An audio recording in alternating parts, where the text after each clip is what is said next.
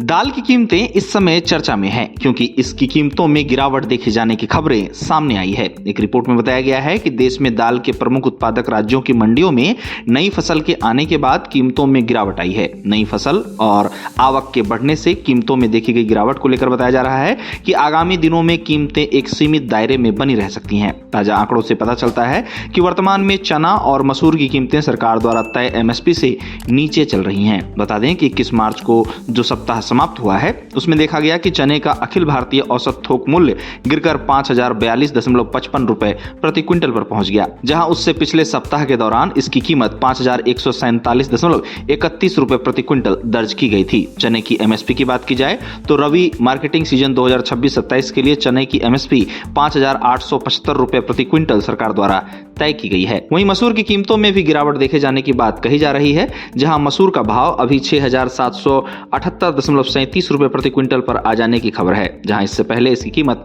7245.51 रुपए प्रति क्विंटल देखा गया था। इन सबके बीच बड़ी खबर यह है कि दाल की सरकारी खरीद एमएसपी पर सरकार द्वारा शुरू कर दी गई है, जिसको लेकर विशेषज्ञों का कहना है कि इस कदम से दाल की कीमतों में और गिरावट आने की संभावना कम है। विशेषज्ञों का कहना है कि सरकार ने खरीद एमएसपी पर शुरू कर दी है, जिससे दाल की कीमतों को सहारा मिलेगा। वहीं विशेषज्ञ मिडिल ईस्ट में चल रहे तनाव के कारण आयात की मुश्किलों को बताते हुए कहते हैं कि युद्ध के कारण आयात महंगा हो गया है और डॉलर के मुकाबले रुपए की कमजोरी ने विदेशी दालों की लागत में इजाफा करने का काम किया है। इससे हो ये सकता है कि घरेलू बाजार में कीमतें बहुत ज्यादा नीचे ना गिरे। भारत की कोशिश दाल में आत्मनिर्भर बनने की है। आपको बता दें कि इसी बीच दाल की खेती, भाव और एक्सपोर्ट पर नजर रखने वालों का कहना है कि इस साल देश में दाल का रिकॉर्ड उत्पादन देखने को मिल सकता है। इसकी झलक दाल को लेकर सरकार के अग्रिम अनुमान में देखने को मिलती है, जहां दाल को लेकर जारी अग्रिम अनुमान में बताया गया है कि इस साल देश में चने और मसूर की पैदावार पिछले साल के मुकाबले बेहतर रहने वाली है। अनुमान के मुताबिक इस साल देश में चना का उत्पादन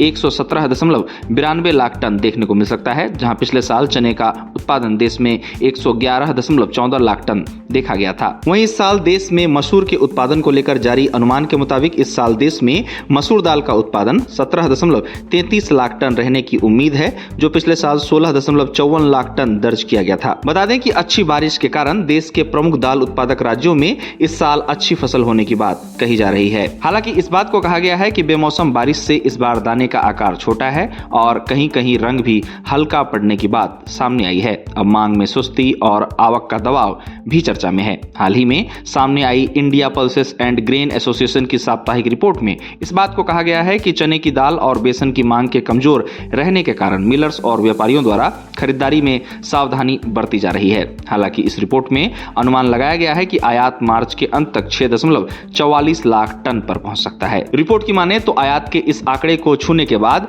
बाजारों में दाल की उपलब्धता बेहतर बनी रहेगी। अब जहां तक आयात की बात है तो मौजूदा वित्त वर्ष में अप्रैल के महीने से लेकर जनवरी के महीने तक दालों के आयात में पिछले वर्ष के मुकाबले 20% की कमी दर्ज की गई है। इस तरह वर्तमान में दाल की कीमतें, उत्पादन और आवक चर्चा में है। दाल की कीमतों में मौजूदा गिरावट के और पैर न पसारने के कयास लगाए जा रहे हैं, क्योंकि सरकार द्वारा एमएसपी पर दाल की खरीद शुरू कर दी गई है। बता दें कि दलहन आत्मनिर्भरता मिशन के जरिए देश को दाल के मामले में आत्मनिर्भर बनाने के प्रयास जारी हैं। इस मिशन के तहत 2030-31 तक दाल उत्पादन में 12.7% की वृद्धि की कोशिश की जा रही है। बीते वर्षों में देखा गया है कि दाल की खपत में वृद्धि हुई है। ऐसे में दाल के उत्पादन को बढ़ाना जरूरी जान पड़ता है। जाहिर सी बात है कि अगर देश दाल के मामले में आत्मनिर्भर बना तो इससे किसानों की आय में भी बढ़त देखने को मिलेगी।